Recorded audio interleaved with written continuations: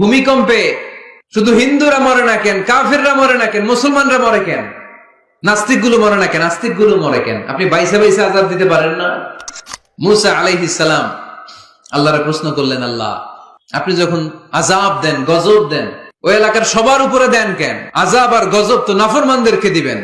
আল্লাহ বললেন, আমি উত্তর দিব না, কিছুক্ষণ পরে নিজেই উত্তর পেয়ে যাব।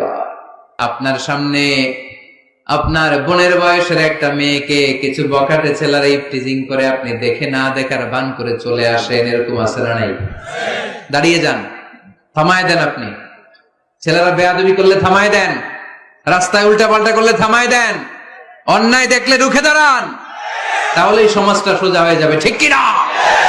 তা না হলে আযাব আর গজব যখন আসবে শুধু ওদের উপর আসবে না, আমাদের উপর আসবে, ঠিক কিনা? বন্যা যখন আসে বাংলার জমিনে, যখন বন্যা হয় শুধু হিন্দু ভাইরা ডুবে ডুবে মরে, শুধু নাস্তিকেরা মরে, খ্রিস্টানেরা মরে, বেনামাজি মরে, নাকি লগে নামাজিও মরে? নামাজি মরে না? আপনি লঞ্চের 2 তলায় থাকেন, লঞ্চের কয় তলায়? নিচতলার এক লোক হাতুড়ি নিয়ে লঞ্চের তলা ফুটা করতে আরম্ভ করছে।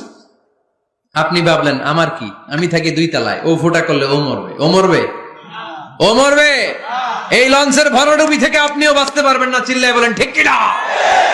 ও যখন মরবে আপনিও মরবেন। আযাব আর গজব যখন আসে, ওয়াত্তাকু ফিতনাতাল্লা তুসিবাল্লাযিনা যালামু মিনকুম খাসসা, ফিতনা যখন শুরু হয়, আযাব আর গজব যখন আসে, তখন খাস ভাবে শুধু জালিমদের উপরে আসে না, আলেমদের উপরও আসে, আল্লাহর ওলিদের উপরও আসে। তুমি দরগার মধ্যে বসে বসে জিকির করো, সমাজটারে ঠান্ডা করলা না কেন?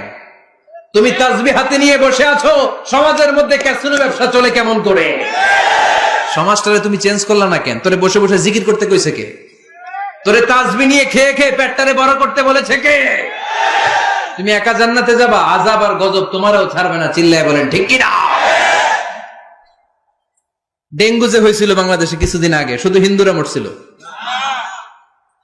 সব নাস্তিক গুলা মরে গেছিল? মুসলমানও মরছে, ঠিক কিনা? মুসা আলাইহিস সালাম আল্লাহরে প্রশ্ন করলেন, আল্লাহ আপনি যখন আযাব দেন, গজব দেন, ওই এলাকার সবার উপরে দেন কেন? আযাব আর গজব তো নাফরমানদেরকে দিবেন, ওই এলাকার ভালো লোকদেরকেও দেন কেন? ভূমিকম্পে শুধু হিন্দুরা মরে না কেন, কাফিররা মরে না কেন, মুসলমানরা মরে কেন, নাস্তিক গুলো মরে না কেন, আস্তিক গুলো মরে কেন? আপনি বাইসে বাইসে আযাব দিতে পারেন না? আল্লাহ বললেন, আমি উত্তর দিব না, কিছুক্ষণ পরে নিজেই উত্তর পেয়ে যাব। মুসা আলাইহিস সালাম হাঁটতে হাঁটতে হঠাৎ ক্লান্ত হয়ে পড়লেন, একটা গাছের নিচে তিনি শুয়ে পড়লেন। হঠাৎ করে ঘুম চলে আসলো। ওই গাছের পাশে ছিল 20 পিঁপড়ার বাসা। 20 পিঁপড়া চিনেন? কামড় দিলে খুব আরাম লাগে, তাই না? কেমন লাগে? ব্যথা লাগে? খুব ব্যথা লাগে না? 3-4টা 20 পিঁপড়া ওই 20 পিঁপড়ার বাসা থেকে এসে সাইয়েদনা মুসা আলাইহিস সালামের পায়ের মধ্যে কামড়াতে আরম্ভ করলো। মুসা আলাইহিস সালামের মেজাজ তো খুব নরম ছিল, তাই না? খুব গরম মেজাজের নবী ছিলেন, রেগে যেতেন, খুব সাহসী ছিলেন। এই 2টা ক্যারেক্টার খুবই সাহসী, এক হচ্ছে মুসা আলাইহিস সালাম, আর এক হচ্ছে সাইয়েদনা ওমর ফারুক, ঠিক কিনা? ওনাদের কথার চাইতে হাত চলতো আগে। এরকমও দরকার আছে না নাই? মায়ের উপরে ওষুধ নাই, মায়ের ভিতরে ভিটামিন আছে, ঠিক কিনা? মাঝে মাঝে এই ভিটামিনের দরকার আছে না নাই? শুয়ে রইলেন মুসা আলাইহিস সালাম। 3-4টা 20 পিঁপড়া এসে পায়ে কামড়ানো শুরু করলো। পিঁপড়ার কামড় খেয়ে মুসা আলাইহিস সালাম জেগে গেলেন, রেগে মেগে আগুন, খুঁজতে আরম্ভ করলেন কিসে এত ব্যথা, দেখে পিঁপড়ায় কামড়ায়। এই 3-4টারে তো মারলই, পাশে দেখে পিঁপড়ার বাসা, পুরা বাসাটারে পা দিয়ে ভেঙে চুরে ছারখার। রাব্বুল আলামিন ডেকে বললেন, মুসা পিঁপড়া কামড় দিছিল কয়টা? কয় 3টা। তাইলে পুরা পিঁপড়ার বাসা ভাঙলা কেন? কামড় দিয়েছে 3-4টা পিঁপড়া, পুরো পিঁপড়ার বাসাগুলোরে ডলে ডলে পিষে শেষ করলা কেন?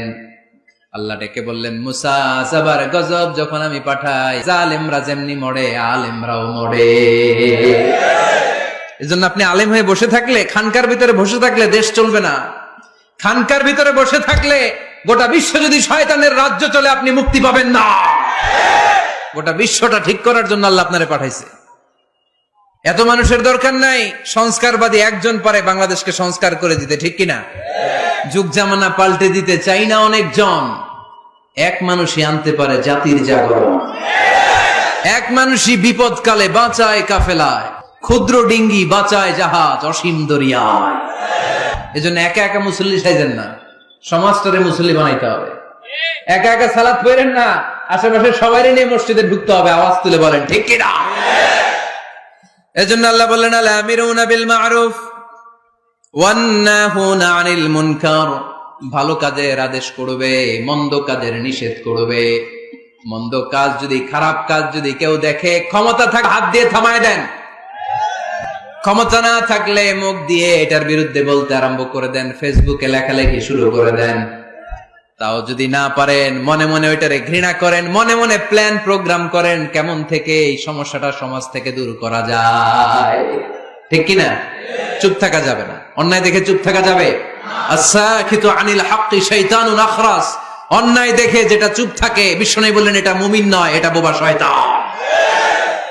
আল আমিরুনা বিল মারুফ, ভালো কাজের আদেশ করবে মুমিনেরা, ওয়ান নাহুনা আনিল মুনকার, খারাপ কাজ দেখলে নিষেধ করবে। ওয়াল হাফিযুনা লিহুদুদিল্লাহ ওয়া বাশশিরিল মুমিনিন, মুমিন বান্দারা আল্লাহর দেয়া হুদুদকে লঙ্ঘন করে না। আল্লাহর দেয়া যে সীমানা, এটাকে লঙ্ঘন করে না, এটাকে হেফাজত করে। হুদুদুল্লাহর দুইটা তাফসীর এসেছে। তাফসীর নাম্বার 1 ফারাইদুল্লাহ, মুমিন বান্দারা আল্লাহর দেয়া ফরজকে কখনো নষ্ট করে না। আপনি সমস্যায় আছেন, ব্যস্ত, নফল ছেড়ে দিলে মাফ করে দিবে কে? কিন্তু ফরজ সাল্লাল্লাহ মাফ করবে? সফরের মধ্যে 4 রাকাতে 2 রাকাত বানাই দিছে কে? সুন্নত গুলোকে বাদ দিয়ে দিছে কে? কিন্তু ফরজ বাদ দেয়া যাবে? কথা বলেন। মুমিন বান্দারা ফরজের ব্যাপারে কখনো কোনো কম্প্রোমাইজ করে না। আল হাফিযুনা লিহুদুদিল্লাহ আই হাফিযুনা লিফারাইদিল্লাহ। 2 নাম্বার তাফসীর আল হালালি ওয়াল হারাম, মুমিন বান্দারা হালাল হারামকে সব সময় সংরক্ষণ করে, হালাল হারামকে কখনো মিশাতে চায় না। অনেকে আছে ইনকাম যখন করে হালালও খায় হারামও খায়, আছে না নাই? এমনি কামায় 2 হাতে, ডান হাতেও নেয় বা হাতেও নেয়, গাছেরটাও খায় তলারটাও খায়, আছে না নাই? হালাল হারামকে মিশ্রণ করে ফেলে, আছে না নাই? না, মুমিনরা কখনো হারাম খেতে পারে না। মুমিনরা সব সময় হালাল অবলম্বন করে। হালালে বরকত, হালাল পরিবেশ বান্ধব, হালালটাই রুচি সম্মত, হালালটাই সম্মানজনক। ঠিক কিনা? হারামে কোনো বরকত নাই, বরকত সব হালালে। বলেন তো, গরু খাওয়া হালাল না হারাম? সবাই বলেন। কুকুর খাওয়া? কি জবাই হয় বেশি প্রতিদিন কসাইখানায়? গরু না কুকুর? কুরবানিতে কি জবাই করেন? বিয়ের অনুষ্ঠানে, সুন্নাতে খাতনায়, সব জায়গায় গরু জবাই হয়। কুকুর জবাই হয়? গাভী বছরে বাচ্চা দেয় কয়টা? একটা। কুকুর দেয় কয়টা? 6টা, 7টা, 8টা। এদের তো কোনো ফ্যামিলি প্ল্যানিং নাই, দিতে থাকে দিতে আসছে। তো গরু জবাই হইল বেশি, খাইলাম বেশি, কিন্তু বাচ্চা দিল কম। কুকুর জবাই হইল না, খাইলামও না, বাচ্চাও দিল বেশি। তারপরেও বলেন তো, বাংলাদেশে গরু বেশি না কুকুর বেশি? এর কারণ গরু খাওয়া হালাল, হালালে বরকত ঢুকায় দিয়েছে কে?